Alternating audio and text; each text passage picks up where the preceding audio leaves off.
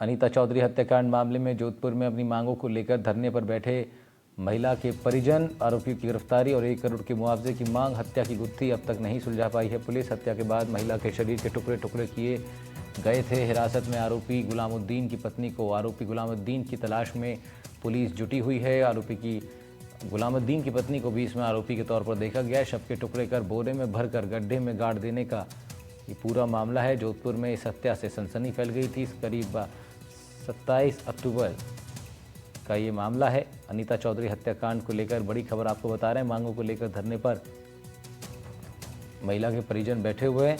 आरोपियों की गिरफ्तारी और 1 करोड़ रुपए के मुआवजे की मांग की जा रही है। हत्या की गुत्थी अब तक पुलिस नहीं सुलझा पाई है। हत्या के बाद महिला के शरीर के टुकड़े टुकड़े कर दिए गए थे। हिरासत में गुलामुद्दीन की पत्नी को ले लिया गया है। 27 अक्टूबर को दोपहर 2 बजे के करीब अनीता चौधरी गायब हुई थी और जिस टैक्सी में यहाँ लाकर छोड़ा गया था, ये मकान है गुलामुद्दीन का बताया जा रहा है। इसी मकान में वो आई थी। उसकी लास्ट लोकेशन जिस तरह से परिवार वालों ने 27 तारीख की शाम को रिपोर्ट लिखाई थी, उसके बाद पुलिस ने अपने स्तर पर प्रयास किया, साथ ही साथ परिवार के लोगों ने पता किया। सीसीटीवी फुटेज में वो टैक्सी में बैठकर जाती हुई दिखाई दे रही थी, लेकिन लास्ट लोकेशन जहाँ आई थी, किस टैक्सी में आई, उस टैक्सी का पता उनके परिवार के लोगों ने लगाया। परिवार के लोगों ने पता लगाने के साथ पुलिस को जब सूचना दी तो पुलिस यहाँ पहुंची और पुलिस पहुंचने के बाद दूसरे दिन जो है गुलामुद्दीन की पत्नी, उसने ये स्वीकार किया कि उसके पति ने उसे बताया था कि अनीता चौधरी को मारकर यहाँ ये गड्ढा है, आप देखिए, इसी गड्ढे में करीब 10 फुट गहरा गड्ढा है जिसमें उसको दफना दिया था। करीब 6 हिस्सों में उसके बॉडी को काटा गया था, अलग-अलग हिस्सों को अलग-अलग कट्टों में डालकर इस गड्ढे में दफना दिया था। पुलिस को सूचना मिली, डॉग स्क्वाड की टीम को मौके पर बुलाया गया, साथ ही साथ एफएसएल टीम और एमओबी टीम मौके पर आई, सारे सबूत इकट्ठे किए और बॉडी को एम्स अस्पताल में रखा गया है, जहां अभी परिजन है जो आरोपी की गिरफ्तारी की बात को लेकर अड़े हुए हैं, साथ ही साथ जो है आर्थिक मुआवजे की मांग कर रहे हैं। लेकिन कह सकते हैं जिस तरह का जघन्य अपराध हुआ था, करीब एक महिला के 6 टुकड़े कर दिए गए। अब वो किससे काटे, ग्राइंडर से काटे या किससे काटे, ये सारा आरोपी को पकड़ने के बाद पता चल पाएगा। लेकिन कह सकते हैं जोधपुर में जिस तरह की दीपावली से पहले नृशंस हत्याकांड हुआ है, उसको लेकर पुलिस प्रशासन की तमाम जो पश्चिम जिले की है वो अधिकारी और टीमें हैं जो गुलामुद्दीन को पकड़ने में जुटी हुई है। फिलहाल पुलिस ने कुछ आरोपियों को और जो संदिग्ध लोगों को उन्होंने हिरासत में लिया है, उनसे पूछताछ कर रहे हैं। गुलामुद्दीन की पत्नी और परिवार को भी हिरासत में ले रखा है, उनसे पूछताछ की जा रही है। गुलामुद्दीन की पत्नी के हाथ में जो बताया जाता है कि अनीता की जो हाथ में पहनने वाली अंगूठी थी, वो उसके हाथ में थी, जिसको पुलिस ने है जो दस्तयाब कर लिया। लेकिन कह सकते हैं एक बड़ी घटना हुई है जिसको खोलने में पुलिस लगातार लगी हुई है। आरएलपी सुप्रीमो हनुमान बेनीवाल है जिन्होंने चेतावनी दी है कि समय रहते अगर आरोपियों को गिरफ्तार नहीं किया गया और जो संबंधित पुलिस अधिकारी जिनकी लापरवाही रही उसको सस्पेंड नहीं किया गया तो आने वाले दिनों में यानी कि अगले 2 दिन बाद में जोधपुर बंद करने का भी आह्वान आरएलपी की तरफ से किया गया है। और जिस तरह से तेजा छात्रावास जो है भगत की कोठी क्षेत्र में आया हुआ, वहाँ पर परिवार के लोग और समाज के लोग धरने पर बैठे हैं इसी उम्मीद में कि जब अपराधी गिरफ्तार हो जाएगा और सरकार की तरफ से कोई अगर आर्थिक मुआवजा दिया जाएगा, सरकारी नौकरी दी जाएगी, उसके बाद ही वो अगला कदम उठाएंगे। लेकिन कह सकते हैं जोधपुर में हुई इस घटना को सबको झकझोर दिया है। करीब 6 टुकड़ों में एक महिला के शव को काटा जाता है ग्राइंडर की मदद से। बताया जाता है इसमें शायद परफ्यूम भी डाला गया था, लेकिन हमें नजर नहीं आ रहा है। लेकिन बताया जा रहा है कि जिस तरह से उस अनीता को चौधरी को जिस तरह से हम यहाँ गाड़ा गया था, हाँ, कुछ ये चीज़ नज़र आ रही है। ये किसका है हम इसको ट्रस्ट तो नहीं करेंगे, लेकिन ये परफ्यूम का ही लगता है जिस तरह से यहाँ बोतल दिख रही है। साथ ही साथ जो एफएसएल टीम है वो भी यहाँ पर आई थी। अब सबूत सारे पुलिस ने जुटा लिए, आरोपी का नाम पता चल चुका है, लेकिन हत्या किस उद्देश्य से की गई और इस हत्याकांड में और कौन-कौन लोग शामिल हो सकते हैं, जिसका मुख्य आरोपी गिरफ्तार होने के बाद ही पता चल पाएगा। फिलहाल पुलिस की टीमें हैं जो लगातार गुलामुद्दीन को पकड़ने में जुटी हुई है। देखना यह है कि गुलामुद्दीन कब पुलिस की गिरफ्त में आता है और फिर इस पूरे हत्याकांड का खुलासा हो पाता है।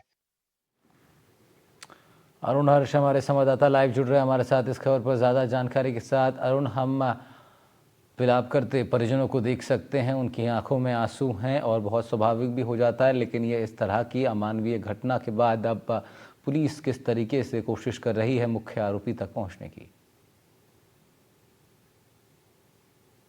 देखिए राहुल, अगर बात की जाए पुलिस के अधिकारी कैमरे पे कुछ नहीं बोल रहे, आपसे टेलीफोन पर बात नहीं कर रहे हैं।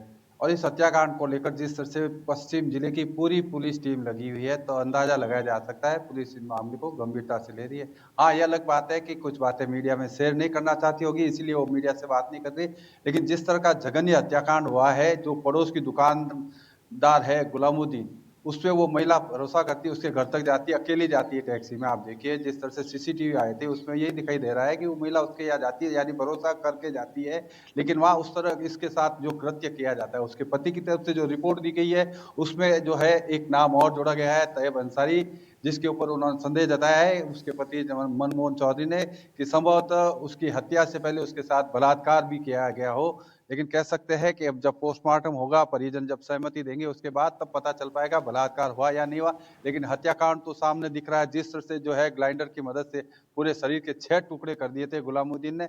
उसको लेकर परिवार के लोग और समाज के लोग, साथ ही साथ बात करें आरएलपी है जो बिल्कुल सख्त नजर आ रही है। उन्होंने साफ कहा जब तक आरोपी को गिरफ्तार नहीं किया जाएगा, और जुडिशियल इंक्वायरी की भी वो मांग कर रहे हैं। साथ ही साथ जो थाना अधिकारी है, उनकी लापरवाही को लेकर भी आरएलपी और वहाँ के धरने पर बैठे हुए लोग हैं जो सवाल उठा रहे थे। उन्होंने कहा कि जब 27 तारीख को जो गुमशुदगी दर्ज हो जाती है, सीसीटीवी में जब ये पता चल जाता है कि गुलामुद्दीन के घर पर वो गई थी, और उसके बाद पुलिस है जो गुलामुद्दीन से बातचीत करती है, उसके बाद गुलामुद्दीन फरार हो जाता है, तो जो आरोप है पुलिस के ऊपर संगीन है। और यही हनुमान बेनीवाल ने भी कहा था कि जो दोषी पुलिस अधिकारी है उसको निलंबित किया जाए, साथ ही साथ इस मामले की जुडिशियल जांच की जाए। कह सकते हैं अनीता चौधरी के मामले को ठीक लेकर है, पुलिस भी ठीक है। फूंक फूंक कर ठीक है कदम अरुण। रख रही है, लेकिन फिर इतना रुक बड़ा करेंगे हम जघन्य आपका आगे की जानकारी के लिए। फिलहाल शुक्रिया आपका तमाम जानकारी के लिए। अरुण हर्ष रिपोर्ट कर रहे थे इस खबर पर। इसी खबर पर हमारे संवाददाता ने वहां मौजूद लोगों से भी बातचीत की है, जरा वो सुनवा देते हैं आपको। जोधपुर में नरसंस हत्याकांड के मामले में जाट समाज के लोग और मृतक के परिजन है जो धरने पर बैठे हुए हैं। इन लोगों की क्या डिमांड है, क्या ये लोग चाहते हैं, किस तरह की जो एफआईआर दी गई है उसमें जो नाम दिया गया, क्या। मनमोहन जी, हम माफी चाहेंगे ऐसी घड़ी में आपको तंग कर रहे हैं, लेकिन ये बताएं कि क्या हुआ था, कैसे आप लोगों को पूरा घटना का पता चला। मिसेज घर से 1:15 गई थी अपने ससुराल पीर पे। 2:07 मेरे पास वापस वहाँ से फोन आया मिसेज का कि मैं वहाँ से भैया का खाना बना दिया है और आप वापस दुकान आऊँ या घर आऊँ, आपको गाड़ी चाहिए तो। मैंने कहा मेरे को गाड़ी नहीं चाहिए, आप दुकान चले जाओ। वो दुकान आगे 10 मिनट का रास्ता रहा तनाडा से यहाँ दुकान तक आने का। दुकान आगे मैं मेरे घर पे ही बैठा था। उसकी सहेली खास जी की बहन जे उसने मेरे को 7 बजे फोन करके बोला कि जी अजी दीदी का फोन नहीं लग रहा है, स्विच ऑफ बता रहा है, जबकि मैसेज कभी स्विच ऑफ करती नहीं है। हमने हमारे लेवल पर पता किया, इधर उधर देखा, करा नहीं मिली। जब जाके थाने के अंदर एफआईआर दर्ज करवाई, मैंने कहा गुमशुदगी करो और हमेशा गुम। ये सामने वाले से जो एक्टिवा पड़ी थी उससे पूछा भाई ये गाड़ी पड़ी है कहाँ, बोले ये तो दीदी आई थी और चाबी मेरे को दे के गई।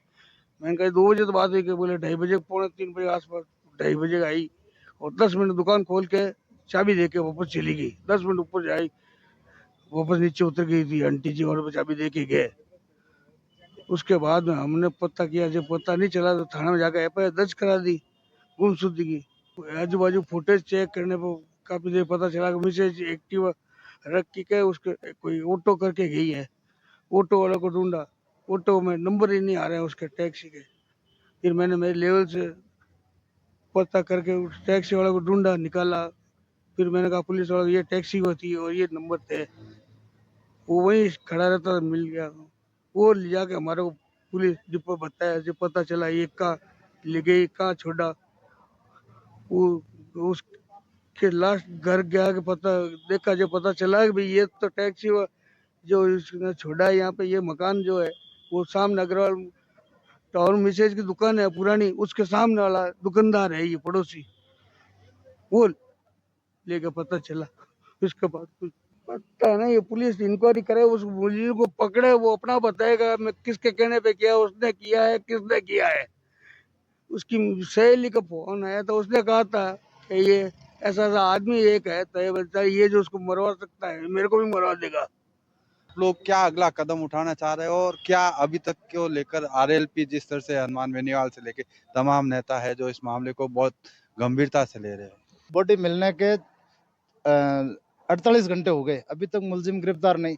जब बॉडी मिली थी उस समय एसएचओ ने उस ये जो गुलामुद्दीन है उससे बात की थी बात करने के बाद में उनकी नाक के नीचे से फरार हो गए। 48 घंटे हो गए, अभी तक गिरफ्तार नहीं हो रहा है।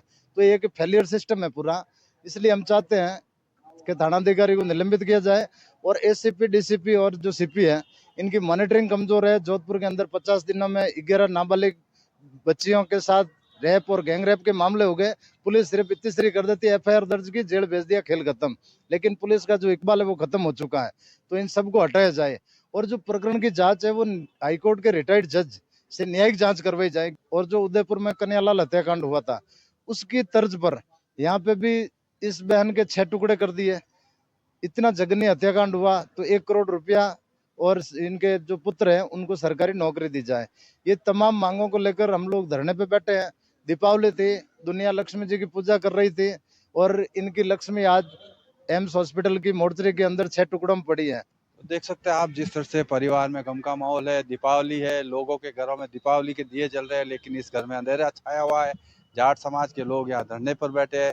प्रशासन ने अस्पताल में नहीं बैठने दिया तो मंदिर में आकर धरना दे रहे हैं। इन लोगों की एक ही मांग है कि जो भी आरोपी है उन्हें तुरंत गिरफ्तार किया जाए, परिवार को आर्थिक मदद दी जाए, साथ ही साथ सरकारी नौकरी दी जाए। देखना यह है कि पुलिस इस पूरे मामले में कब खुलासा कर पाती है, लेकिन फिलहाल कह सकते हैं इन लोगों का धरना जारी है इंसाफ और न्याय के लिए। जोधपुर से एनडीटीवी के लिए अरुण हर्ष की रिपोर्ट। जोधपुर में एक महिला का टुकड़ों में शव मिलने के बाद ये पूरी स्थिति पैदा हुई थी। हत्या के बाद अब परिजनों में रोष है। हम भी लगातार इस खबर पर बने हुए हैं। तमाम अपडेट आपको आगे देते रहेंगे।